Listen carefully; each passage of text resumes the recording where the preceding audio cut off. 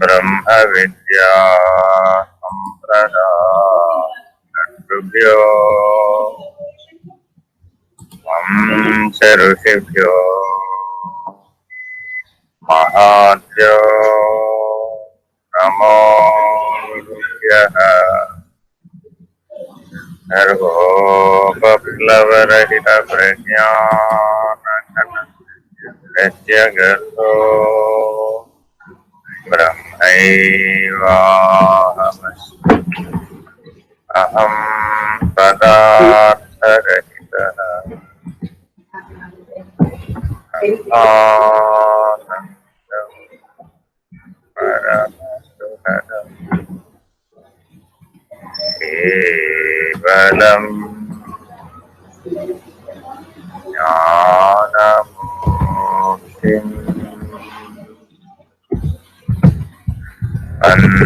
అందాతే గగన సదృశం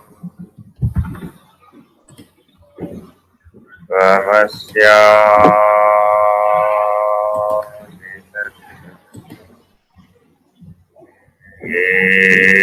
ఏకం నిత్యం విమలమకరం సర్వతి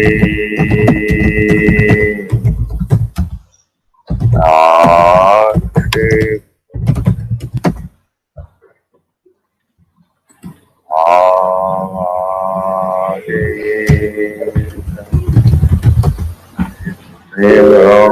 విభోగరహితం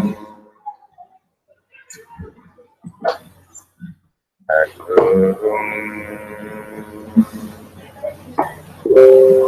తం నమామి.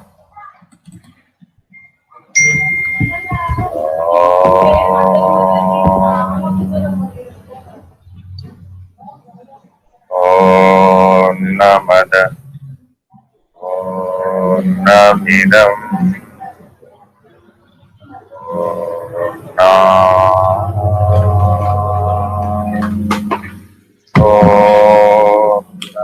పూర్ణముదచ్యతే పూర్ణస్య పూర్ణమాదాయ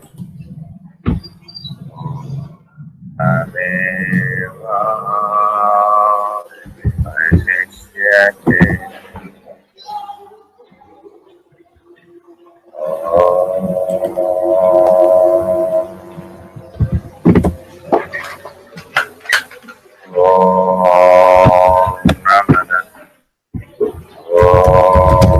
పూర్ణమిదం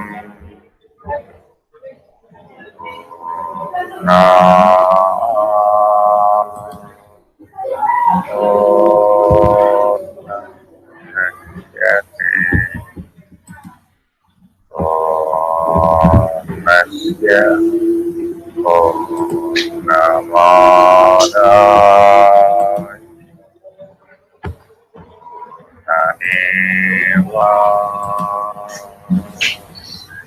పూర్ణమేవాశిష్యతే.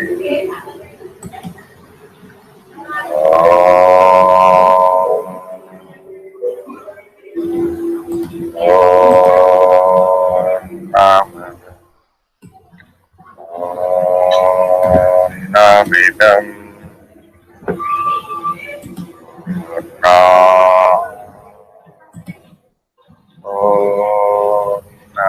పూర్ణముదచ్యతే పూర్ణస్య పూర్ణమాదాయ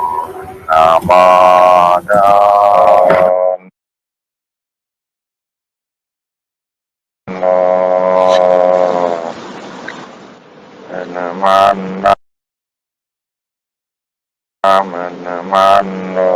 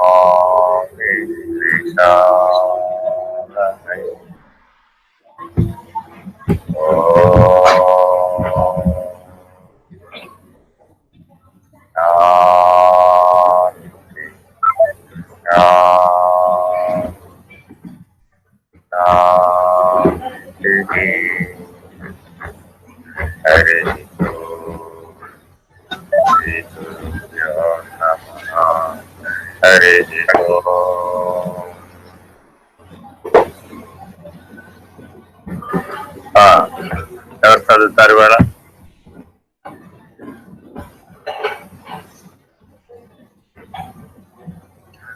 ఎవరు లేరా చదివేవాళ్ళు? ఎవరికి లేదా? నన్ను చదవమంటారండి? చదవమ్మా. మా దగ్గర పుస్తకాలు 24వ పేజీ. ఓకే. అగ్గములు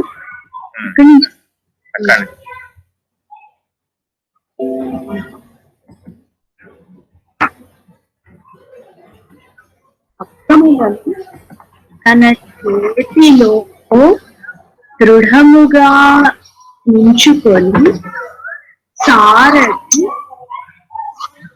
గుర్రములను తన వశమునందుంచుకొని రథమును అక్రమ మార్గమున నడిపి సుఖముగా గమ్యస్థానము చేర్చునటులనే విజ్ఞానవంతుడు నిశ్చలమైన బుద్ధితో మనస్సును నిగ్రహిత గమ్య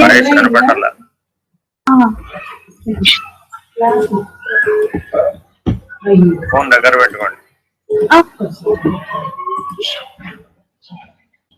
విషయాదుల నుండి మరలించి జనన మరణ రహిత గమ్యస్థానమైన పరమాత్మను చేర్చును.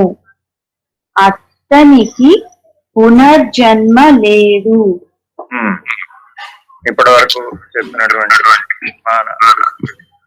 కొనసాగిస్తూ ఉన్నారు. శరీరము రథము వంటిది, ఆత్మ రథికుడు, బుద్ధి సారథి, మనస్సును పగ్గాలు, ఇంద్రియములు గుర్రాలు. వీటిని జాగ్రత్తగా పరిగెట్టించాలి. ఏ దిశగా పరిగెట్టించాలి? ఇప్పటి వరకు చెప్పిన 4 వాక్యాలలో ముఖ్యమైనటువంటివి 2 పదాలు. విజ్ఞానవంతుడు. మనం ఎలా ఉండాలంటే మానవుడు అనేవాడు విజ్ఞానవంతుడుగా ఉండాలి. విజ్ఞానవంతుడు అని ఎవరిని అంటాం అంటే నిశ్చలమైనటువంటి బుద్ధి కలిగినటువంటి వాళ్ళు మాత్రమే విజ్ఞానవంతులు అవుతుంది. బుద్ధి చంచలంగా ఉందనుకోండి, రజోగుణ ధర్మంతో తమోగుణ ధర్మంతో. తమోగుణ ధర్మంతో ఉన్నప్పుడేమో జడ స్వరూపంగా ఉంటుంది, మందకొడిగా ఉంటాడు. రజోగుణ ధర్మంగా ఉన్నప్పుడు విక్షేప శక్తితో కూడుకొని చంచలంగా ఉంటుంది. సత్వగుణమైనటువంటి సాత్విక శక్తితో కూడుకుని ఉన్నప్పుడు ఆ చంచలం అంతా ఉడిగిపోతున్నాడు. ఉడిగిపోయి నిశ్చలంగా ఉంటుంది, స్థిరంగా ఉంటుంది. ఆ స్థిరమైనటువంటి బుద్ధి కలిగినటువంటి వాళ్ళు మాత్రమే మనస్సును నిగ్రహించగలుగుతారు. మనో నిగ్రహోపాయం గురించి ఆలోచించాలి అంటేనే నువ్వు బుద్ధి పరిధిలో ఉండాలి, సత్వగుణ పరిధిలో ఉండాలి. ఆ వివేకాన్ని నువ్వు సంపాదిస్తే తప్ప ఏ గుణధర్మం ద్వారా నీలో ఏ రకమైనటువంటి చంచల స్వభావం కలుగుతోందో నువ్వు గుర్తించి విరమించితే తప్ప నీవు బుద్ధి పరిధిలో స్థిరంగా ఉండలేవు. బుద్ధి పరిధిలో స్థిరంగా ఉంటే గాని నువ్వు ఇంద్రియాలనే గుర్రాలని ఏ మార్గంలో నువ్వు సరిగ్గా ప్రయాణింపచేయాలి అనేటటువంటిది నీవు సరిగా గుర్తించలేవు. అందుకని పెద్దలు ఏం చెప్పారంటే, భారతీయులందరి ఇళ్లలో ఆ శ్రీకృష్ణుడు రథసారథిగా అర్జునుడు రథముని అధివసించినటువంటి ఫోటో అది ప్రతి ఒక్కరింట్లో ఉండాలి. విజయ సారథి ఆయన ఆ ఫోటో గీతాబోధ చెప్పేటటువంటి ఫోటో, ఈ ఫోటో ప్రతి ఒక్కరిలో ఉండాలి అంటారు అన్నమాట. కారణం ఏమిటంటే ఈ ఆత్మోపదేశాన్ని ఈ రథాన్ని ఉపమానంగా చేసుకుని చెప్పారనమాట. పరమాత్మయే అక్కడ సారథిగా వ్యవహరించాడు. అందువల్ల అర్జునుడికి విజయం వరించడంలో పెద్ద విశేషం ఏమీ లేదు. అట్లాగే మనం కూడా నిశ్చల బుద్ధిని సారథిగా గనక పెట్టుకున్నట్లయితే అది పరమాత్మ వైపు, జనన మరణ రాహిత్యం వైపు, మోక్షం వైపు, ముక్తి వైపు మనల్ని నడిపిస్తుంది. అదే చంచల బుద్ధి గనక ఉన్నట్లయితే ఇంద్రియములను ఇంద్రియార్థములైనటువంటి శబ్ద స్పర్శ రూప రసగంధాలనే విషయాల వైపు పరిగెట్టిస్తుంది. తత్ర సత్వం నిర్మలత్వ ప్రకాశ కమనావయం సుఖ సంగేణ బధ్నాతి జ్ఞాన సంగేణ జానక. సత్వగుణ విశేషం అదనమాట అని భగవద్గీతలో మనకి స్పష్టంగా చెప్పారు. నిర్మలమైనటువంటి బుద్ధి కలుగుతుంది. ఇతరులతో పోల్చి చూస్తే జ్ఞాన విశేషం కలుగుతుంది. ఎల్లప్పుడూ సుఖముగా ఉండేటటువంటి స్థితి, ప్రయత్న రహిత స్థితిగా సత్వగుణంలో ఉన్నప్పుడు ఎల్లప్పుడూ సుఖంగానే ఉండేటటువంటి స్థితి కలుగుతుంది. అయితే రజో రాగాత్మకం విద్ధి తృష్ణాసంగ సముద్భవం అన్ని భద్నాతి కౌంతేయ కర్మ సంగేణ దేహినం. కర్మబంధం యొక్క తగులుకోవడం అనేది రజోగుణ ధర్మం వల్లనే కలుగుతుంది. కాబట్టి ప్రయత్నించి రజోగుణ ధర్మాన్ని విడవాలి, ప్రయత్నించి చంచల బుద్ధిని విడవాలి, ప్రయత్నించి ఇంద్రియార్థములను నిగ్రహించాలి, ఇంద్రియాలను నిగ్రహించాలి, ఇంద్రియములను ఇంద్రియార్థములందు ప్రవేశింపనివ్వకుండా. ఏది ఆలోచిస్తే మనకి చంచల లక్షణం పెరిగిపోతుంది, ఆలోచన పరుగు పెడుతుంది, ఆ ఆలోచన ప్రారంభ స్థితిలో ఉండగానే ఇది నాకు హానికరము అని గుర్తించి విరమించాలి. దాన్ని అట్లాగే కొనసాగించినట్లయితే నీవు రజోగుణ ధర్మానికి ఊతమిచ్చిన వాడు అవుతావు. అప్పుడు ఏం చేయాలి మరి, ఎట్లా విరమించాలి అనేది ప్రశ్న. అక్కడల్లా దైవనామస్మరణ చేయాలి. ఎప్పుడెప్పుడైతే నీకు రజోగుణ ధర్మం ప్రారంభమయ్యి నీకు చంచల లక్షణం కలుగుతుందో, మనోవ్యాకులత కలుగుతుందో, మనసుకి విక్షేప లక్షణం కలుగుతుందో, అప్పుడప్పుడల్లా నువ్వు ఈశ్వర నామస్మరణ చేయాలి, భగవన్ నామస్మరణ చేయాలి, పరమాత్మను స్మరించాలి, సద్గురుమూర్తిని స్మరించాలి, జపం చేయాలి. అప్పుడప్పుడల్లా నువ్వు మానసిక జపం చేయాలి. అంటే రోజు 2 సార్లు చేయాలి మానసిక జపం. ఎప్పుడెప్పుడైతే మనస్సు రజోగుణ ధర్మానికి లోనైనప్పుడల్లా నువ్వు దానిని విరమింపజేయడానికి, మనస్సుకి విరమించడానికి ఒకే ఒక సాధనం, జపతో నాస్తి పాతక.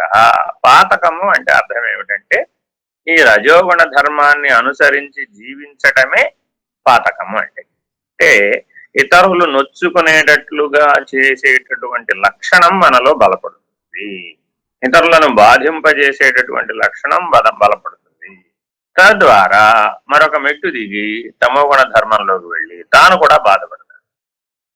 ఈ రజోగుణ ధర్మంలోనే పూర్తి అవదు. అది ఓ మెట్టు జారిపోతుంది కాలక్రమంలో. ఎంతసేపు పట్టదు, 1 నిమిషం 2 నిమిషాలు 5 నిమిషాల లోపలే అది రియాక్షన్ లో గురయ్యి చర్య ప్రతిచర్యలకు లోనై వెంటనే తమోగుణ ధర్మంలోకి మారిపోతుంది. తమస్వజ్ఞానజం విద్ధి మోహనం సర్వదేహినా ప్రమాదాలస్య నిద్రాభి తన్నిబధ్నాతి భారత. ప్రమాదము, ఆలస్యము, నిద్ర, భయం అనేటటువంటి వాటికి లోనయ్యేటట్టుగా చేస్తుంది. వీటిలో ఏదో ఒక ఫలితం వచ్చేస్తుంది తప్పగా. తమోగుణంలో ప్రవేశించగానే అయితే ప్రమాదము, లేకపోతే ఆలస్యము, లేకపోతే నిద్ర, లేకపోతే భయము, ఈ నాలుగిట్లో ఏదో ఒక లక్షణం కలుగుతుంది. ఈ 4 లక్షణాలలో ఏ లక్షణం కలిగినా వెంటనే మనం గుర్తించాలి, ఓహో తమోగుణంలో జారిపోయాను. అప్పుడు వ్యాకులత ఇంకా ఘనిష్టమైపోతుంది, బలపడిపోతుంది. ఎంతగా బలపడిపోతుందయ్యా అంటే ఇక లేచి కూర్చుని దాన్ని సాధన చేయాలన్నమాట. నిద్రలో చాలా మంది లేచి కూర్చుంటూ ఉంటారు. అనేక రకాలైనటువంటి మనోవ్యాకులతలు వాళ్ళకి కలుగుతూ ఉంటాయి అన్నమాట. స్వప్నవశాత్తు కానీ, లేదా మెలకువలో జీవించినటువంటి జీవన ధర్మంలో ఏర్పడినటువంటి వ్యతిరేక శక్తుల ప్రభావం వల్ల కానీ, వ్యతిరేక ఆలోచనల ప్రభావం వల్ల కానీ, తానొకటి తలచిన దైవం ఒకటి తలచను అన్నట్లుగా జరుగుతున్నటువంటి వాస్తవిక కర్మానుభవం చేత కానీ ఏమవుతుంది అంటే ఈ రకమైనటువంటి మనోవ్యాకులత పెరుగుతుంది. ధర్మవశాత్తు రజోగుణ ధర్మం ప్రేరణకు గురై ఆ రజోగుణ ధర్మం చేతనే పీడించబడుతూ ఉంటాడు, తానే పీడించబడతాడు. కోపము, క్రోధము అనేటటువంటి దానికి వశమవుతుంది. కామము బలవత్తరం అయిపోతుంది. కామస్య, క్రోధస్య, లోభస్య వరుసగా ఆ ఒక్కొక్క గుణం కలగడం మొదలు పెడుతుంది అన్నమాట.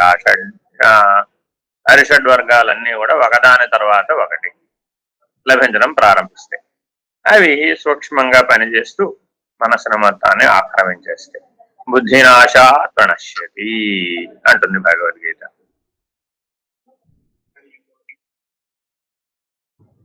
సంగం త్యక్త్వా కరోతియ. అసలు మనం చేయవలసిన పద్ధతి ఏమిటట? సంగత్వ దోషాన్ని విడిచి కర్మను ఆచరించాలి. కానీ మనం ఎలా చేస్తున్నామట? సంగత్వ దోషానికి గురై కర్మ చేస్తాం. ఇదే బంధం, వేరే ఇంకేది. ఈ బంధాన్ని విడగొట్టుకోవాలి అంటే నిశ్చల బుద్ధి ఉండటం చాలా అవసరం. నిశ్చల బుద్ధి ఉన్నవాడు పరమాత్మని తప్పక ఆశ్రయిస్తాడు, తప్పక పొందుతాడు. కాబట్టి నిశ్చల బుద్ధి పొందాలన్నా కూడా ఎవరిని పట్టుకోవాలయ్యా అంటే మాం అనుస్మరన్ అంటుంది భగవద్గీత. నన్నే పట్టుకోవయ్యా బాబు, త్రిగుణాత్మకమైనటువంటి నా మాయ అతిక్రమింపరాని. దైవీ ఏషా గుణమయి మమ మాయా దురత్యయ మామేవయే ప్రపద్యంతే మాయామేయాం తరంతితే. బాబు, నీలో ఉన్నటువంటి ఇంద్రియాలను పరిగెట్టిస్తున్నటువంటి త్రిగుణాత్మకమైనటువంటి ప్రకృతి సంబంధమైన మాయ అతిక్రమింపరానిది అని ఒక పక్క చెప్తూనే ఏమంటున్నాడు? నేను ప్రకృతికి అతీతుడను. పరమాత్మ ప్రకృతికి అతీతుడు, మాయకు అతీతుడు, మోహానికి అతీతుడు, మోక్షస్వరూపుడు. కాబట్టి నువ్వు పరమాత్మని గనక పట్టుకున్నట్లయితే మా మనుస్మరన్, అనేక చోట్ల వస్తుంది మమ ఆశ్రయ, నన్నే పట్టుకో.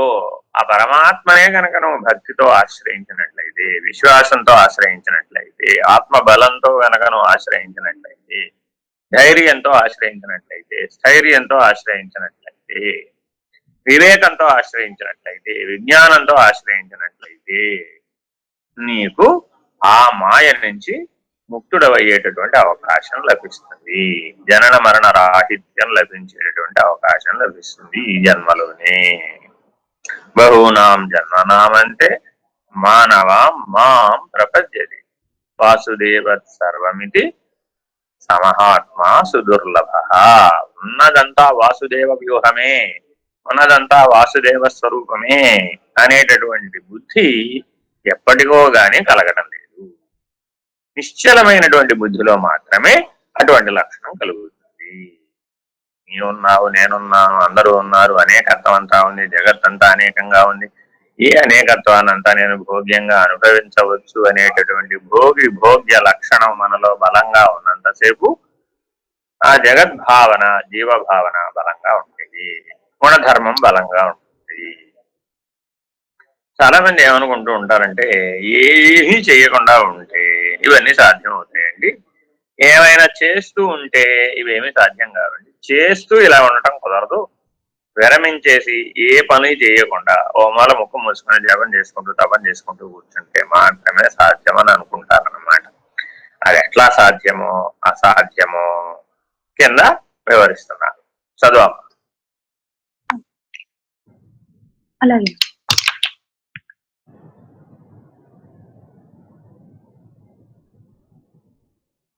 స్థూలములైన ఇంద్రియముల నుండి సూక్ష్మాతి సూక్ష్మమైన పరమాత్మను తెలిసికొను విధానము చెప్పబడుచున్నది. ఇంద్రియములు గోళకముల కన్నా సూక్ష్మమైనవి. నేత్రము అనగానే మనకు కల్పించున్నది స్థూలమైన గోళకము. నేత్రేంద్రియము నేత్ర గోళమునకు అంతరంగముగా సూక్ష్మంగా ఉన్నది. అటులనే ఇంద్రియముల కన్నా వానికి కారణమగు శబ్దాది తన్మాత్రలు సూక్ష్మం. శబ్దాది తన్మాత్రల కన్నా మనస్సు సూక్ష్మం. మనస్సు కన్నా బుద్ధి, బుద్ధి కన్నా మహత్తత్వము సూక్ష్మం. మహత్తత్వము కన్నా అవ్యక్తము సూక్ష్మం. అవ్యక్తము కన్నా పరమాత్మ సూక్ష్మం. పరమాత్మ కంటే సూక్ష్మమైనది మరి ఒకటి లేదు. అది ఏ అంతిమము, అది ఏ పరమావధి. ఈ రకంగా స్థూల పరిధి నుంచి బుద్ధిని సూక్ష్మ దిశగా నడపాలి. ఈ రకమైనటువంటి విచారణ చేయాలి. ఈ రకమైన గుర్తింపు రావాలి. ఈ రకమైనటువంటి భావనా బలం రావాలి. ఈ రకమైనటువంటి వివేకం రావాలి. ఈ రకమైనటువంటి విజ్ఞానం రావాలి. ఇది రోజువారీ జీవితంలో ప్రతి ఒక్కరూ విచారణ ద్వారా పొందవలసినటువంటి సత్యము. దీనికి వేరే మార్గం లేదు. ఏమిటట అది అంటే, నవరంధ్రకాయమన్నా నిన్ను నట్టేట ముంచునోదన్నా. నాయన, ఈ తోలు తిత్తి శరీరానికి 9 చిల్లులు ఉన్నాయి. ఈ కొండకి 9 చిల్లులు ఉన్నాయి. ఈ 9 చిల్లులు ఉన్నటువంటి కొండ ఈ చిల్లులే పని చేస్తున్నాయి అని అనుకోవడం తప్పు కదా అనేటటువంటి విచారణ చేయమంటున్నాడు. కళ్ళు ఉన్నాయి. కళ్ళు 2 రంధ్రాలు. గోడకు 2 రంధ్రాలు కొడితే ఎంత ఉపయోగమో దీనికి కూడా 2 రంధ్రాలు ఉన్నాయి. ఈ రంధ్రాల వల్ల అంతే ప్రయోజనం. నిజానికి గుడ్డి వాళ్ళకి కళ్ళు లేవా అంటే, కళ్ళనే ఇంద్రియాలు ఉన్నాయి. కానీ ఆ గోళకములకు వెనక పనిచేసేటటువంటి ఇంద్రియాలు పనిచేయడం. ఆ కంటి ఆప్టిక్ నర్వ్ మెదడుకి ఏదైతే కనెక్షన్ ఇచ్చే ఉందో అక్కడ ఫెయిల్ అయిపోయింది. అందువల్ల ఏమైపోయింది, కళ్ళు ఉండి పని చేయడం లేదు. కళ్ళు లేవా అంటే కళ్ళు ఉన్నాయి, కంటి యొక్క వ్యవస్థ సరిగ్గా లేదు. కాబట్టి ఇది ఒకదానికంటే మరి ఒకటి సూక్ష్మం, దానికంటే అవతలది సూక్ష్మతరం, దానికంటే అవతలది సూక్ష్మతమం. కాబట్టి ఈ రకంగా ఒక్కొక్క విధానం నుంచి ఒక్కొక్కటి వెనక్కి మరలటం ఎట్లాగా అనేది చెప్తున్నారు. ఇప్పుడు మనం ఎక్కడున్నాం, దృశ్యస్థానం దగ్గర ఉన్నాం. నిజానికి మాట్లాడితే దృశ్యస్థానం దగ్గర కూడా లేవు. దృశ్యస్థానము చేత ప్రతిఫలించిన సుఖ దుఃఖ విశేషం దగ్గర ఉన్నాం. ఫలితం అన్నమాట అది. ఆ ఫలిత స్థానం దగ్గర మన విచారణ కొనసాగుతుంది. ఇది విచారణ స్థానం. ఏదైనా ఒక దానిని చూచిన తర్వాత దానివల్ల సుఖమో దుఃఖమో కలిగి, ఇది బాగుంది, ఇది బాగోలేదు అనే ప్రియాప్రియములు కలిగి. కాబట్టి ఈ ప్రియాప్రియములనే ఫలితముల వలన నువ్వేమైనా దేంట్లో గురైనావు అంటే, నువ్వు ఎక్కడ ఉండాలి అసలు? యాక్చువల్ గా ఆత్మస్థానంలో ఉండాలి. నేననే స్వస్వరూప జ్ఞానంలో ఉండాలి. కానీ ఈ నేను ఒక్కొక్క మెట్టు కిందకు దిగుతూ వచ్చేసింది. ఎక్కడి నుంచి దిగుతూ వచ్చేసిందట? ఈ ఆత్మ పురుషుడు పురుష స్థానం దగ్గర నుంచి ఒక్కొక్క మెట్టు కిందకు దిగుతూ వచ్చేసింది. ఎంతసేపట్లో వచ్చింది? రెప్పపాటులో వచ్చేసింది. కను రెప్పపాటులో అది ఫలిత స్థానానికి దిగి వచ్చేసింది. ప్రతిబింబములు ఒకదాని ప్రతిబింబము మరొక దాని మీద పడుతూ వచ్చేసింది. అనేక అద్దాలు ఉన్నాయి. ఒక అద్దంలో ప్రతిఫలించినటువంటి ప్రతిబింబం మరొక అద్దంలో ప్రతిఫలించింది, మరొక అద్దంలో ప్రతిఫలించింది, మరొక అద్దంలో. ఈ రకంగా ఒకదాని నుంచి మరొక దానికి ప్రతిబింబ సమాహారం అంతా ఏర్పడిపోయింది. అది ఎట్లా ఏర్పడింది అనేది క్రమంగా చెప్తున్నాడు, కింద నుంచి పైకి చెప్తున్నాడు. ముందు అదృశ్యం, ఆ దృశ్యాన్ని చూడటానికి కావలసినటువంటి గోళకం, ఏ పేరైనా పెట్టుకో. శబ్దస్పర్శ రూపరస గంధాలను గ్రహించడానికి కావలసినటువంటి నేత్రేంద్రియము, శ్రోత్రేంద్రియము, లేదా చక్షురింద్రియము, శ్రోత్రేంద్రియము, శ్రోత్వ చక్షుఘ్రాణ జిహ్వ అనే జ్ఞానేంద్రియములు. ఇవి కాక వాక్ పాణి పాద పాయు కస్తలనే కర్మేంద్రియములు. అది కాక ప్రాణాపాన సమాన వ్యానోదానములనే ప్రాణేంద్రియములు. అది కాక శబ్దస్పర్శ రూపరసగంధాదులనే విషయేంద్రియములు. ఇవి కాక ఇంకేమైనా ఉన్నాయా? మనోబుద్ధి చిత్తాహంకారములనే అంతరింద్రియం. కాబట్టి కొన్నేమో బయట గోళకములుగా ఉన్నవి. ఈ గోళకముల వెనక ఒక వ్యవస్థ ఉంది. ఆ నర్వ్ సెంటర్లన్నీ పని చేస్తేనే ఆ ఇంద్రియాలు పనిచేస్తాయి. ఆ నర్వ్ సెంటర్లు పని చేయలేదు, అప్పుడు ఏమైపోయింది? ఇంద్రియాలు ఉన్నాయి కానీ పని చేయడం. కాబట్టి గోళకములు వేరే, ఇంద్రియములు వేరే. ఇంద్రియము అంటే ఆ నరాల వ్యవస్థ ఏదైతే ఉందో, పనిచేసేటటువంటి నర్వ్ సెంటర్, మెదడులో పనిచేసేటటువంటి నర్వ్ సెంటర్, న్యూరాన్ సెంటర్స్ ఏవైతే ఉన్నాయో వాటికి ఇంద్రియములని పేరు. కాబట్టి ఏమండి, ఈయనకి బ్రెయిన్ లో క్లాట్ వచ్చిందండి, ఆ క్లాట్ ఏ పక్క భాగాన్ని ఆగిపోతే ఆ పక్క భాగం ఇంద్రియాలు పనిచేయడం మానేసి. పెరాలసిస్ అంటే అర్థం ఏంటి? పక్షవాతం అంటే అర్థం ఇదే, వేరే ఇంకేం లేదు. ఇంద్రియాలన్నీ ఉంటాయి కానీ వాటికి పట్టుతో ఉండదు. గోళకములన్నీ ఉన్నాయి కానీ పని చెయ్యవు. అర్థమైందండి? ఈ రకంగా ఒకదానికంటే మరొకటి సూక్ష్మమైనటువంటిది. ఈ విధానాన్ని మనకిప్పుడు చక్కగా బోధిస్తున్నారు. ఈ నేత్రగోళకమునకు అంతరంగముగా నేత్రేంద్రియం ఉన్నది, అది సూక్ష్మముగా ఉన్నది. అటులనే ఆ నరాల వ్యవస్థ కంటే, ఇంద్రియముల కంటే వానికి కారణమైనటువంటి శబ్దాది తన్మాత్రలు సూక్ష్మముగా ఉన్నాయి. అంటే అర్థం ఏమిటా?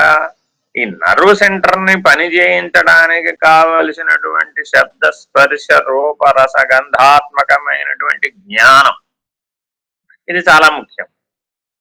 మాట్లాడలేని వాళ్ళకి నాలిక లేదనే, నాలిక ఉంది, మాట్లాడగలిగే శక్తి లేదు. మాట్లాడగలిగే శక్తి ఎందుకు లేదు అంటే, మాట్లాడించేటటువంటి నర్వ్ సెంటర్ ఉత్ప్రేరకంగా పనిచేయడం లేదు, ప్రేరణకు గురవడం లేదు, దాంట్లోంచి వ్యక్తం కావాల్సినటువంటివి వ్యక్తం కావడం లేదు, వెనక్కి తీసుకోబడింది అనమాట. అది ఎక్కడికి తీసుకోబడింది అంటే అవ్యక్తంలోకి తీసుకోబడింది. కాబట్టి మనకున్నటువంటి జ్ఞానేంద్రియము అని చెప్పడానికి కారణం ఏమిటి అంటే, ఆ వెనకనున్నటువంటి ఇంద్రియాన్ని శబ్ద స్పర్శ రూప రస గంధాత్మకమైన జ్ఞానం పనిచేయిస్తోంది, అవి స్వయంగా పనిచేయడం లేదు. మెదడులో న్యూరాన్ సెంటర్లని పనిచేయించడానికి కావలసిన జ్ఞానం ఉండాలి. ఆ జ్ఞానం పనిచేయకపోతే ప్రయోజన శూన్యమే. కాబట్టి జ్ఞానము ఉండాలి, ఆయా వ్యవస్థ ఉండాలి, వ్యవస్థ పనితీరును వ్యక్తం చేయడానికి కావాల్సిన గోళకాలు ఉండాలి, ఇంకే ఉండాలి. శబ్దాది తన్మాత్రల కన్నా మనసు సూక్ష్మమైనటువంటిది. అయ్యా, ఈ శబ్దస్పర్శ రూపరస గంధాలకు సంబంధించిన నాలెడ్జ్ అయితే ఉంది, కానీ దాన్ని పనిచేయించేటటువంటి మనస్సు అనేటటువంటి ఇంద్రియం, సూక్ష్మమైన ఇంద్రియం పనిచేయడం లేదు అన్నాం అనుకోండి. అప్పుడేమైంది? మానసిక వికలాంగులను చూసామనుకోండి, వాళ్ళకి అన్నీ ఉన్నాయి, ఏం లేవు, అన్ని గోళకాలు ఉన్నాయి, అన్ని ఇంద్రియాలు ఉన్నాయి, అన్ని వ్యవస్థలు ఉన్నాయి, అన్ని శబ్దస్పర్శ రూపరసగంధాత్మకమైన జ్ఞానము ఉన్నది, కానీ సమన్వయకర్త అయినటువంటి మనసు పనిచేయడం. ఈ 4 వ్యవస్థలని పనిచేయించేటటువంటి సమన్వయకర్త, అనుసంధానకర్త అయినటువంటి మనస్సు అంటే వ్యానవాయువు యొక్క ప్రభావం సరిగా లేదనమాట. ఆ ఒక్కటి లోపించేసింది. ఎప్పుడైతే మనోవ్యాపారం స్తంభించిపోయిందో అప్పుడేమైంది? అది అవ్యక్తంలోకి వెళ్ళిపోయింది, కిందకి దిగిరాదనమాట. అప్పుడు ఇంద్రియ వికాసం కలగడం లేదు, అప్పుడు ఇంద్రియ గోళకాల వికాసం కలగడం లేదు, బుద్ధి వికాసం కలగడం లేదు. ఏ రకమైనటువంటి వ్యాపారము వారు చేయగలిగేటటువంటి సమర్థత లేకుండా పోయింది. కాబట్టి శబ్ద స్పర్శ రూపరసగంధాలకు సంబంధించిన నాలెడ్జ్, జ్ఞానం ఉండటం అవసరమే. కానీ ఈ నాలుగింటిని, ఈ జ్ఞానాన్ని, ఆ లోపల ఉన్న వ్యవస్థని, ఆ లోపల ఉన్నటువంటి ఇంద్రియాలని, ఆ లోపల ఉన్నటువంటి గోళకాలని, ఒకదానితో అనుసంధానపరిచేటటువంటి మనస్సు అత్యంత సూక్ష్మమైనటువంటిది వీటన్నిటికంటే. కానీ ఈ మనస్సు అనేటటువంటి సూక్ష్మము కన్నా బుద్ధి సూక్ష్మమైనటువంటిది. ఇదేమిటండి అంటే నిశ్చయాత్మకో బుద్ధి వివేచనాత్మకో మనః అని సూత్రం. అంటే అర్థం ఏమిటి? అటు వెళ్దామా, ఇటు వెళ్దామా? నువ్వు అటు వెళ్ళొచ్చు, నువ్వు ఇటు వెళ్ళొచ్చు. ABCDEFGHIJKLMNOPQRSTUVWXYZ అనే ఆప్షన్లు ఇస్తుంది. మనం ఏదైనా ఒక ఆలోచన పుట్టగానే ఆ ఆలోచనని నెరవేర్చుకోవడానికి కావలసినటువంటి అవకాశములు ఎన్ని ఉన్నాయి అనేటటువంటిది నీ మనస్సు ఒకదాని తర్వాత ఒకటి తరంగముల వలె నీ ముందు ఉంచుతూ ఉంటుంది. మనం కూడా ఏ పనినైనా చేయాలి అంటే ఎన్ని రకాలుగా ఆ పనిని నెరవేర్చుకోవచ్చో ABCDEF ఆప్షన్లన్నీ లెక్కేస్తూ ఉంటాం. కానీ వివేచనాత్మకం మనః అయితే వివేచన చేస్తే ఏమైంది? ఏదో ఒక నిశ్చయం చేయాలిగా. పని చేయాలి అంటే ఒకటి తినాలి. ఏం తినాలి? బీరకాయ తినచ్చు, వంకాయ తినచ్చు, కాకరకాయ తినచ్చు, ఉల్లిపాయ తినచ్చు, టమాటా తినచ్చు. ఎదురుకుండా ఆప్షన్లు చాలా ఉన్నాయి. కానీ నిశ్చయాత్మకో బుద్ధి అనేటటువంటిది పని చేస్తే తప్ప నిజానికి మానసిక వికలాంగులన్న వాళ్ళలో ఈ బుద్ధి లోపం కూడా వచ్చేసింది.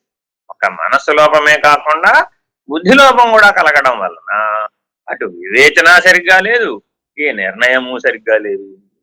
దీన్ని ఏమంటారంటే ఐ హ్యాండ్ కోఆర్డినేషన్ అని కూడా అంటారు.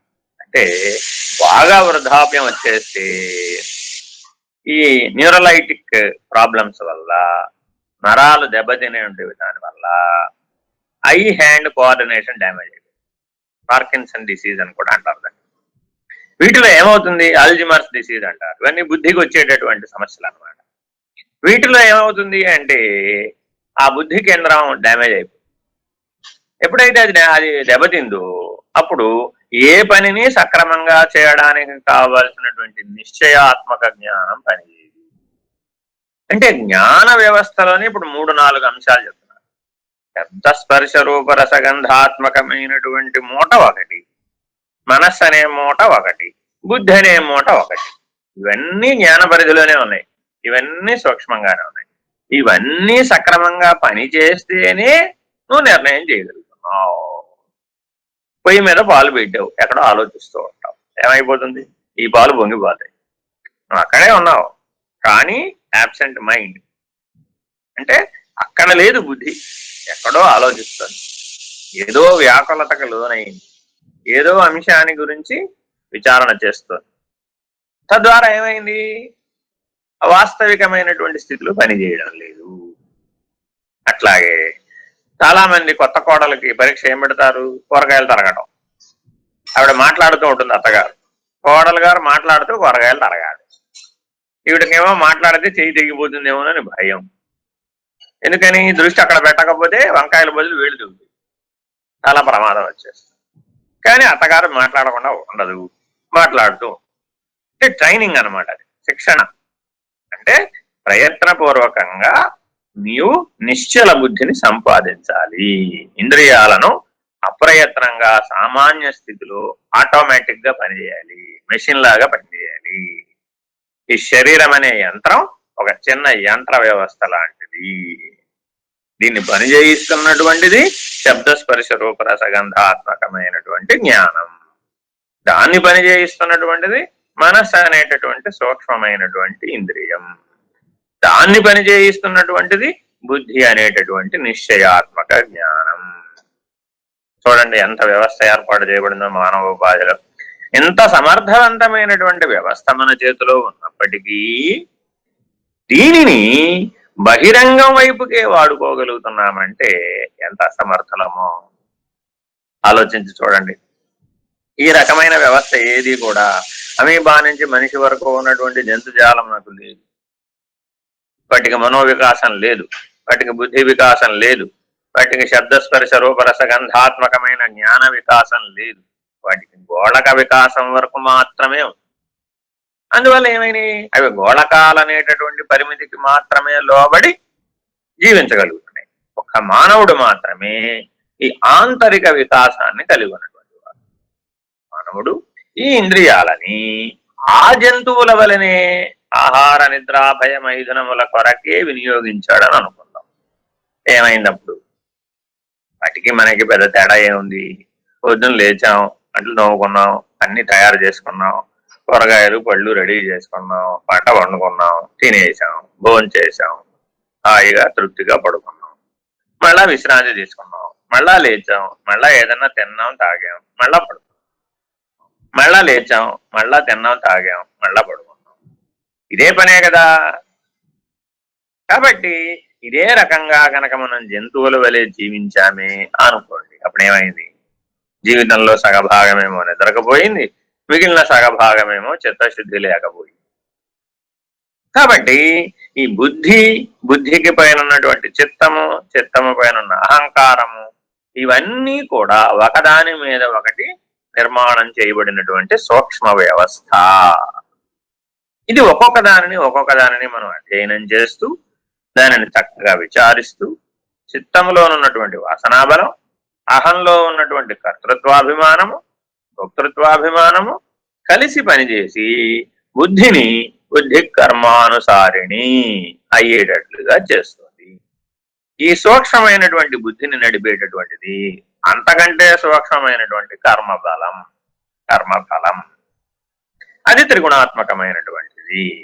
కాబట్టి చక్కగా 3 గుణాలను విచారణ చేయి, వాసనాత్రయాన్ని విచారణ చేయి, శరీరత్రయాన్ని విచారణ చేయి, దేహత్రయాన్ని విచారణ చేయి, అవస్థాత్రయాన్ని విచారణ చేయి, గుణత్రయాన్ని విచారణ చేయి, చక్కగా ఈ 3 ఉన్నటువంటి కాలత్రయాన్ని విచారణ చేయి. ఈ రకంగా త్రివృత్కరణము అంటారు. ఈ త్రివృత్కరణము అనేటువంటిది బ్రహ్మ విద్య అనే పుస్తకంలో విస్తారంగా చర్చించబడుతుంది.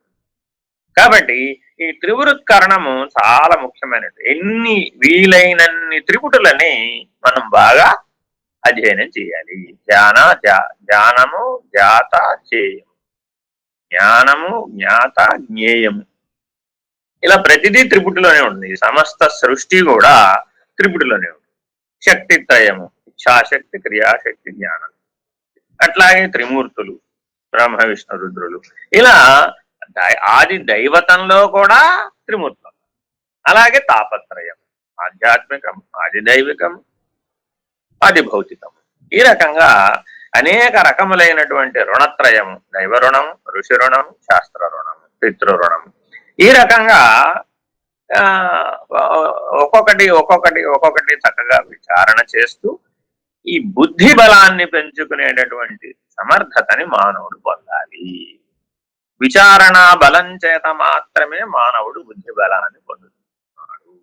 మిగిలినవన్నీ సహకార ధర్మం. అంటే ఏమిటి ఎప్పుడు పొద్దు నుంచి రాత్రి దాకా ఈ విచారణ ఒకటే చేస్తూ ఆహారాన్ని వదిలేస్తే సరిపోతుందా? తప్పునైనా ఒక సర్కస్ లో సింహాన్ని లోబరుచుకోవాలి, మనలో ఉన్నటువంటి క్రూర మృగాన్ని లోబరుచుకోవాలి, మనలో ఉన్నటువంటి సాధు మృగాన్ని లోబరుచుకోవాలి. అర్థమైందండి? భయపడితేనేమో సాధు జంతువు, భయపెడితేనేమో క్రూర జంతువు. వీళ్ళిద్దరు ఉన్నారు మన లోపల. అన్ని జంతువుల లక్షణాలని సమర్థవంతంగా కలిగిన వాడు మానవుడు ఒక్కడే. కాబట్టి అన్ని జంతువుల కంటే రాజు వలె వ్యవహరించగలుగుతున్నాడు. కాబట్టి ఆయా జ్ఞానములన్నీ నీకున్నాయి, ఆయా సమర్థతలన్నీ నీకున్నాయి, ఆయా బలహీనతలు కూడా నీకున్నాయి. కాబట్టి నువ్వు వాటిని చక్కగా వినియోగించుకోగలిగేటటువంటి బుద్ధి బలాన్ని సముపార్జించాలి. ఇది ఒకదానికంటే ఒకటి సూక్ష్మమైనటువంటిది. ఆ సూక్ష్మమైనటువంటి దానిని సూక్ష్మంగా పట్టుకోవాలి. స్థూలంగా పట్టుకుందామంటే జరిగే పని కాదు. దీనికి ఉదాహరణ ఎట్లా చెప్తారు అంటే, బియ్యాన్ని బాగు చేయటం ఉంది. సరాసరి వడ్లు తెచ్చి వండుకుంటామా? వడ్లు తెచ్చి వండుకోవడానికి పనికిరావు. పొలంలో వడ్లను తూర్పార పెట్టామంట. మొదట అక్కడంతా బాగు చేసాం. ఎంత బాగు చేసినా వడ్లలో ఇంకా మట్టి బెడలు, రాళ్ళు అన్ని ఉండిపోతాయి. మళ్ళా వచ్చి తీసుకొచ్చి జల్లించాం. జల్లించిన తర్వాత వాటిని ఆరబోసాం. ఆరబోసిన తర్వాత వాటిని మిల్లుకు పట్టించాం. మిల్లుకు పట్టించిన తర్వాత కూడా వాటిలో ఇంకా మిగిలిపోయినాయి. మళ్ళా జల్లెడ పట్టాం. మళ్ళా జల్లెడ పట్టినాక మళ్ళా మిల్లు పట్టాం. మళ్ళా జల్లెడ పట్టాం. ఇట్లా మిల్లు పట్ట జల్లెడ పట్ట ఈ రకంగా వాటిని బాగు చేయగా బియ్యం వచ్చినాయి. బియ్యం వచ్చినాక ఇంట్లో సరాసరి బియ్యాన్ని వండేస్తున్నామా, మళ్ళీ వాటిని కడిగిన తర్వాత వాటిలో ఉన్నటువంటి మాలిన్యం అంతా పోయింది. ఇంకా ఏమైనా ఉన్నాయేమోనని గాలించాం. ఇసుక లాంటి పదార్థం ఏమన్నా ఉందేమో అని తెలుసుకోవాలి అంటే ఏం చేయాలి?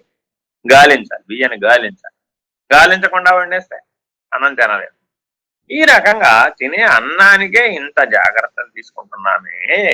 మరి అట్లాంటిది వివేకం గురించి, విజ్ఞానం గురించి, ఆత్మ గురించి, బ్రహ్మము గురించి, పరమాత్మ గురించి, ముక్తి గురించి, మోక్షము గురించి, మోహము నుంచి బయటపడుట, ఈ బుద్ధికి కలిగినటువంటి ప్రత్యేకమైన బలహీనత ఏమిటంటే ఎంత నిర్ణయం చేయగలిగేటటువంటి శక్తి దీంట్లో ఉందో అంతగా మోహానికి లొంగేటటువంటి లక్షణం ఉంది దీంట్లో.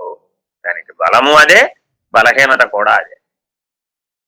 ఒక్కరెవరైనా సరే విచారణా బలం చేత ఈ బుద్ధిని గనక దాటగలిగిన వాళ్ళు ఎవరైనా ఉంటే వాళ్ళు బుద్ధిని దాటిన తర్వాత బుద్ధి కన్నా సూక్ష్మమైనటువంటిది మహత్తత్వము. వెంటనే సర్వవ్యాపక స్థితి వచ్చేస్తుంది. బుద్ధి, చిత్తము, అహంకారము వరుసగా ఒకసారే దాటేస్తాడు. అన్ని దాటేసి జ్ఞాత అనేటటువంటి స్థితిలో ఉంటాడు. మహత్తత్వము జ్ఞాత నుంచి కూటస్థుడైపోతాడు. ఆ కూటస్థ పదమే మహత్తత్వము. ఆ మహత్తత్వమున కంటే అవ్యక్తము సూక్ష్మమైనటువంటిది. అంటే అవ్యక్తమున కంటే పరమాత్మ పురుషుడు. ఈయన పురుషుడు అంటే మిగిలిన వారంతా ప్రకృతే. ఏ పురుషుడైతే సర్వ విశ్వానికి, సర్వ సృష్టికి సాక్షిభూతుడై ఉన్నాడో, సర్వసాక్షి అయి ఉన్నాడో, సర్వవ్యాపకుడై ఉన్నాడో వాడొక్కడే పురుషుడు. మిగిలినదంతా పరమాత్మ, మిగిలినదంతా ప్రకృతి. ఈ రకంగా రెండుగా విభజించాలి అంటే పురుషుడు, ప్రకృతి. ఇది ద్విపుటి. పురుషద్వయం, ప్రకృతి ద్వయం, పురుషత్రయం, ప్రకృతి త్రయం. విపుటిగాను విడగొట్టవచ్చు, త్రిపుటిగాను విడగొట్టవచ్చు. అంటే జీవభావము, శరీర భావం, శరీరమే నేననే స్థితి నుంచి చూసినప్పుడేమో మూడుగా కనబడతాయి. ఇది కూటస్థ స్థితికి, మహత్తత్వ స్థితికి వచ్చేసేటప్పటికీ రెండే కనబడతాయి, బ్రహ్మము, అవ్యక్తం, ఇంకేం లేవు. ఆ ద్విపుటిని దాటితేనేమో జన్మరాహిత్యం, ఈ త్రిపుటిని దాటితేనేమో జీవన్ముక్తి. ఇంతే తేడా. త్రిపుటిని దాటి తురీయ స్థితిలో ఉండి మహత్తత్వ స్థితిలో ఉన్నటువంటి వారందరూ కూడా జీవన్ముక్తులు. మహత్తత్వ స్థితి నుంచి ఎవరైతే పరమాత్మ స్థితికి, పరబ్రహ్మ నిర్ణయానికి ద్విపుటిని దాటినటువంటి వాళ్ళు ఉన్నారో వాళ్ళంతా దేశికేంద్రులు. వాళ్ళందరూ కూడా జన్మరాహిత్యాన్ని పొందినటువంటి వారు. కాబట్టి మానవ జన్మ ఒక్కటే ఈ జీవన్ముక్తిని, ఈ జన్మరాహిత్యాన్ని సాధించగలిగేటటువంటి సమర్థవంతమైనటువంటిది. కాబట్టి ఈ సూక్ష్మతమము అయినటువంటి ఈ మార్గంలో విచారణ చేత, వివేకం చేత, బుద్ధి బలం చేత, జ్ఞాన బలం చేత, విజ్ఞాన విశేషం చేత, వివేకం చేత మానవుడు ప్రయాణించాలి. అందుకనే ఏమన్నారు, ఏమండి ఏం చేస్తే నాకు ఇది వస్తుంది?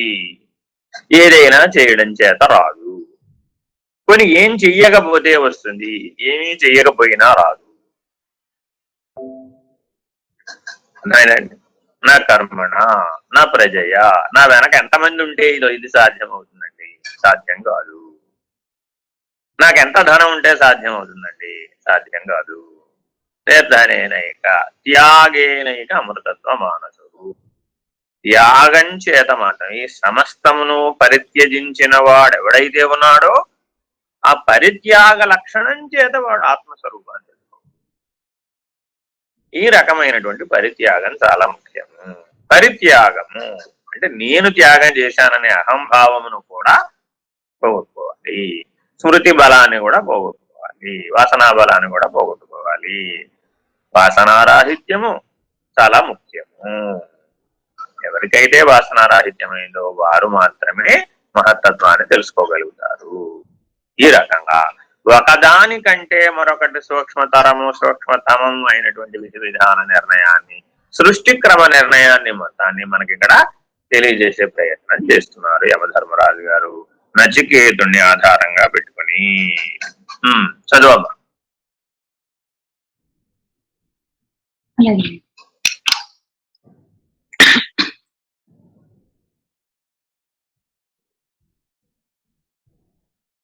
పరబ్రహ్మ నుండి అవ్యక్తం, అవ్యక్తం నుండి మహత్తత్వం, మహత్తత్వము నుండి అహంకారము, అహంకార తత్వము నుండి ఆకాశము, ఆకాశము నుండి వాయువు, వాయువు నుండి అగ్ని, అగ్ని నుండి జలము, జలము నుండి పృథివీ, పృథివీ నుండి ఓషధులు, ఓషధుల వలన అన్నము, వలన సకల ప్రపంచము సృష్టించబడెను.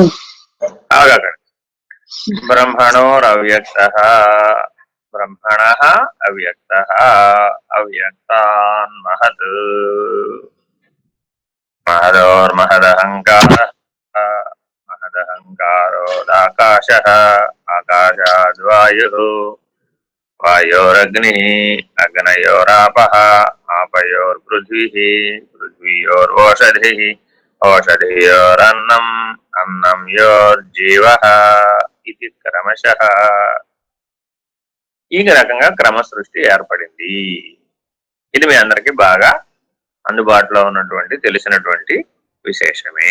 సాంఖ్య విచారణ క్రమంలో మొట్టమొదటి పాఠం క్రమ సృష్టి విధానాన్ని బోధించడమే మొట్టమొదటి పాఠము. మొట్టమొదట ఏమున్నదయ్యా? ఆకాశం ఉన్నది అని మానవుడు అంటున్నాడు. ఎందుకని? ఆయనకు తెలిసినంత మేరలో అంతటా వ్యాపకమై ఉన్నది ఆకాశం మాత్రమే. కానీ తత్వతః, తత్ త్వం అనే విచారణని చేపట్టినప్పుడు మాత్రమే, తత్ త్వం తత్వమసి అనేటటువంటి వాక్య విచారణ ద్వారా చేపట్టిన వాళ్ళకు మాత్రమే ఈ ఆకాశం నుంచి అవతలకి, ఈ ఆకాశం పంచభూతాలలో భాగమైనటువంటి ఆకాశము, వాతావరణము మనకు అందుబాటులో ప్రాణవాయు యొక్క ప్రసారం ఉన్నంత వరకు ఏదైతే మనం చెప్పుకుంటున్నామో దానిని ఆకాశము అంటున్నాము. విజ్ఞాన వ్యవస్థ కూడా చాలా రకాలైనటువంటి వాతావరణ విభజనను చేసింది. ట్రోపోస్ఫియరు, ఐనోస్ఫియరు, మెసోస్ఫియరు, ఈ రకంగా చాలా విభజనలను చేసింది. కాబట్టి ట్రాపికల్ రీజియన్ ఏదైతే ప్రాణవాయు ప్రసారం ఉన్నంత వరకు ఉన్న దానిని మాత్రమే మనం ఆకాశంగా లెక్క తీసుకుంటున్నాము. దాని అవతల ఉన్నదంతా కూడా అపంచీకృతమైనటువంటిదంతా, యువతల ఉన్నదంతా పంచీకృతంగా ఉన్నది. కాబట్టి పంచీకృతం అనేటటువంటి పద్ధతి ఏర్పడిన తర్వాతే సృష్టి ఏర్పడింది. ఈ సృష్టి అంతా ఈ పంచభూతాలు ఆకాశము, అగ్ని, వాయువు, జలము, పృథివీ, ఈ 5 భూతములు కూడా ఒకదానితో ఒకటి సగం సగం అపంచీకృతములుగా ఉండిపోయి మిగిలిన సగములన్నీ ఒకదానితో ఒకటి సంయోజన వియోజనాలు జరగబట్టి, అంటే 1/8, 1/8, 1/8గా విడిపోయినాయి అనమాట. ఆ 1/8లన్నీ మళ్ళా కలిసిపోయినాయి అనమాట. ఈ రకంగా కలిసిపోయి అన్ని జడచేతనాత్మకమైనటువంటి సృష్టి అంతా ఏర్పడింది. స్థావర జంగమాత్మకమైనటువంటి సృష్టి అంతా ఏర్పడింది. ఆ జీవ సృష్టిలో ఇంద్రియాలు, గోళకాలు అన్నీ ఏర్పడింది. ఆ ఇంద్రియాలు, గోళకాలు సృష్టిలో మళ్ళా శబ్దస్పర్శ రూపరస గంధాత్మకమైన జ్ఞాన సృష్టి ఏర్పడింది. ఆ జ్ఞాన సృష్టిలో మనోవికాసం కలిగినటువంటి మానవుడు ఉత్పన్నమయ్యాడు. అట్టి ఉత్పన్నమైన మానవుడిలో బుద్ధి వికాసం కలిగినటువంటి నాగరిక మానవుడు ఉత్పన్నమయ్యాడు. అట్టి బుద్ధి వికాసం కలిగినటువంటి వాళ్లల్లో తత్వమసి మహావాక్య విచారణ చేయగలిగేటటువంటి మహర్షులు ఉత్పన్నమయ్యారు. అట్టి మహర్షులలో మరల బ్రహ్మజ్ఞానులు ఉత్పన్నమయ్యారు. ఈ రకముగా తత్వ విచారణ చేపట్టేటటువంటి ఉత్తమాధికారి అయ్యేటట్టుగా మానవుడు తయారు కావాలి. అట్లా తయారవడానికి ఉపయోగపడేటటువంటి తద్విచారణ, తత్వ విచారణ. త్వం పదము తత్పదము, అనేటటువంటి విభజనని స్పష్టముగా తెలుసుకొని అవి రెండు ఏకత్వం పొందేటటువంటి తత్వమసి అసి పదాన్ని ఎవరైతే తెలుసుకుంటారో వాళ్ళు మాత్రమే ఒకదానిని దాటి మరొక దానిలోకి, ఒక స్థితిని దాటి మరొక స్థితిలోకి జ్ఞాన వ్యాపకత ద్వారా, జ్ఞాన వ్యావృత్తి ద్వారా ఏమి ఆకాశం అంత అవడు, కానీ అతని యొక్క బుద్ధి వికాసం వ్యాపకం చెంది బుద్ధిగ్రాహ్యం అతీంద్రియం, అతీతముగా ఉన్నటువంటి ఇంద్రియ జ్ఞానమునకు అతీతముగా ఉన్నటువంటి తెలుసుకోగలిగేటటువంటి సమర్థతని మానవుడు సాధించగలుగుతాడు. చదువు.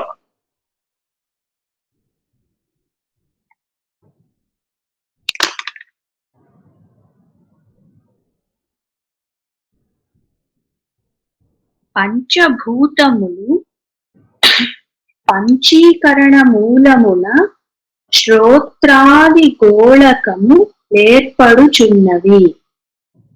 పంచభూతములు పరస్పర కలయిక వలన ఇంద్రియములు ఏర్పడుచున్నవి.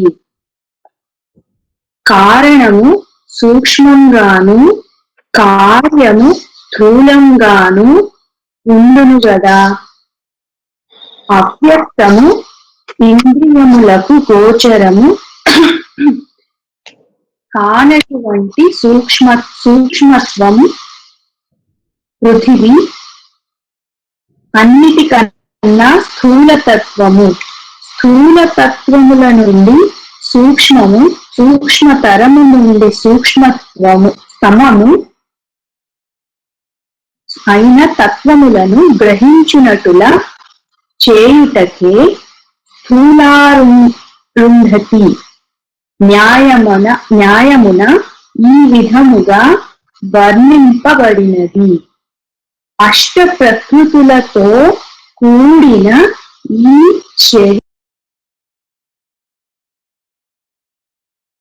ఆవల నుండి ప్రత్యేగాత్మను తెలుసుకునే విధానం సరిగా చదువుకోవాలి. ఒకదానికంటే ఒకటి మరొకటి సూక్ష్మమైనటువంటి పద్ధతిని విచారణ చేయడం ద్వారా మనం ప్రత్యేగాత్మను తెలుసుకునేటటువంటి ప్రయత్నాన్ని చేస్తున్నాము. ఈ తత్వ విచారణకి ప్రధానమైనటువంటి లక్ష్యం ప్రత్యేగాత్మ, పరమాత్మ. ప్రత్యేగాత్మను తెలియడం ద్వారానే పరమాత్మను తెలుసుకోగలుగుతాము. ఆత్మ సాక్షాత్కార జ్ఞానం ద్వారానే పరమాత్మ స్థితిని తెలుసుకోగలుగుతాము. అష్ట ప్రకృతుల గురించి ఇక్కడ ఇందులో చెప్తున్నారు అనమాట. ఏమిటి అష్ట ప్రకృతులు అంటే, ప్రకృతి 8 విధములుగా ఉన్నది. పంచభూతములు, మనస్సు, బుద్ధి, అహంకారం. ఈ 8 కలిపితే నా మాయాశక్తి 8 విధములుగా ఉన్నది అని భగవద్గీతలో స్పష్టంగా చెప్తున్నాడు. భిన్న ప్రకృతి రష్టధ అని స్పష్టంగా చెప్తున్నాడు. కాబట్టి ఈ అష్ట ప్రకృతులన్నీ దాటాలి. అంటే ఈ త్రిగుణాత్మకమైనటువంటి విధానం అంతా కూడా ఈ 8లోనూ ఉన్నది. అంటే పంచభూతాలలో అంతా వ్యాపకంగా ఉన్నది. అంటే ఈ పంచభూతాలని ఈ రకంగా కలిపినటువంటి శక్తి ఏమిటంటే త్రిగుణాత్మకమైనటువంటి మాయాశక్తి. అంటే వాస్తవానికి ఉన్నదా ఎత్తి చూపెట్టమంటే ఎక్కడా చూపెట్టలేదు, కానీ లేదా అంటే అది లేకపోతే ఒకదానితో ఒకటి సంబంధపడటం లేదు. ఈ రకంగా అంతర్లీనంగా పనిచేస్తూ, అన్నింటినీ కలుపుతూ, అన్నింటినీ వ్యవహరింపజేస్తూ, ప్రభావశీలమై ఉంటూ వాస్తవికంగా లేనిది అయినటువంటిది ఏదైతే ఉన్నదో ఆ రకంగా పంచభూతములు, మనస్సు, బుద్ధి, అహంకారము అనేటటువంటి 8 తత్వములను ఒకదానితో ఒకటి సంయోజనీయత పొందిస్తూ, అవస్థాత్రయ అనుభూతులను కలిగిస్తూ, కాలత్రయ అనుభూతులను కలిగిస్తూ, పరిణమింపచేస్తూ, బాల్య యౌవన కౌమార వృద్ధాప్యములను కలిగిస్తూ, జరామరణ చక్రమునందు పరిభ్రమింపజేస్తున్నటువంటిదంతా కూడా ప్రకృతి తత్వమే. కాబట్టి దీనినంతా అధిగమించాలి అంటే మానవునికి ఉన్నటువంటి ఒకే ఒక తరుణోపాయము ప్రత్యేగాత్మ. దీనికి అవతల ఉన్నటువంటి సాక్షి స్వరూపమైనటువంటి సర్వసాక్షి అయినటువంటి ఏదైతే కార్యకారణములకు అవతల ఉన్నటువంటి సాక్షి స్వరూపం ఉన్నదో అట్టి సాక్షి స్వరూపమును గుర్తెరగటమే మానవుడికి ఉన్నటువంటి తరుణోపాయము. కాబట్టి కార్యమేమో స్థూలంగా కనబడుతోంది, కారణమేమో సూక్ష్మంగా కనబడుతోంది. ఈ అబ్బాయి ఇలా ఉండడే, ఇలా ఎందుకు వ్యవహరించాడు, ఈ అమ్మాయి ఇలా ఉండదే, ఇలా ఎందుకు వ్యవహరించింది అనేటటువంటి కార్యాన్ని విచారణ చేస్తే కారణస్వరూపమైనటువంటి సూక్ష్మమైనటువంటి స్వభావం తెలుస్తుంది. అట్టి సూక్ష్మమైనటువంటి స్వభావం తెలిసినప్పటికీ అది కూడా ప్రకృతిలో భాగమే కదా, ఈ అష్ట ప్రకృతిలో భాగమే కదా, మనస్సు బుద్ధి అహంకారములో భాగమే కదా.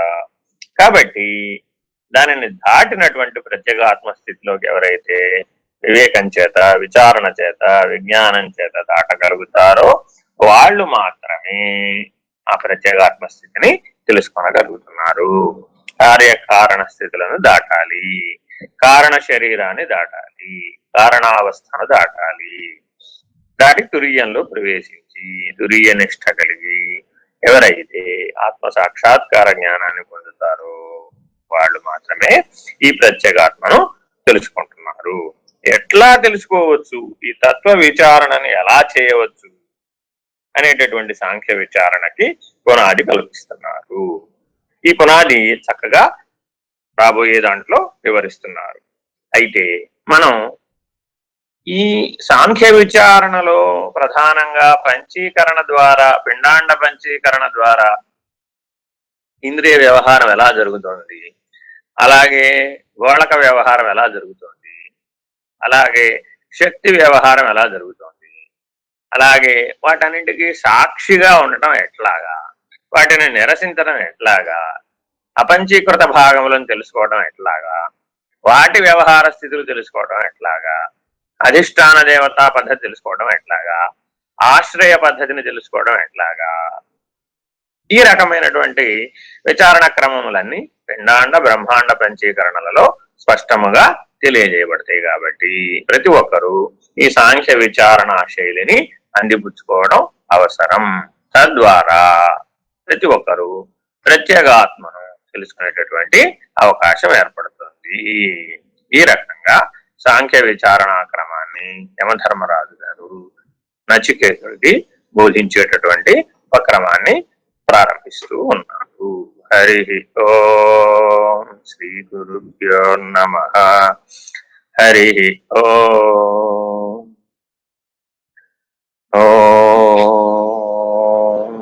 పూర్ణమదః పూర్ణమిదం పూర్ణాత్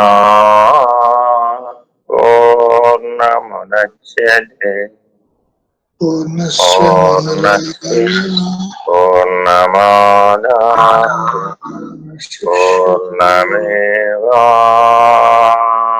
పూర్ణమేవాశిష్యతే.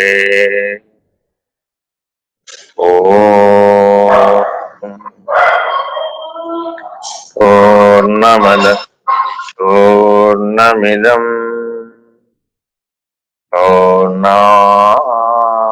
పూర్ణముదచ్యతే పూర్ణస్య పూర్ణమాదాయ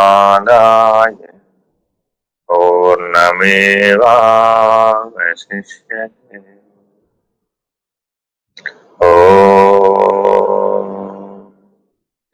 పూర్ణమదః పూర్ణమిదం పూర్ణాత్ పూర్ణముదచ్యతే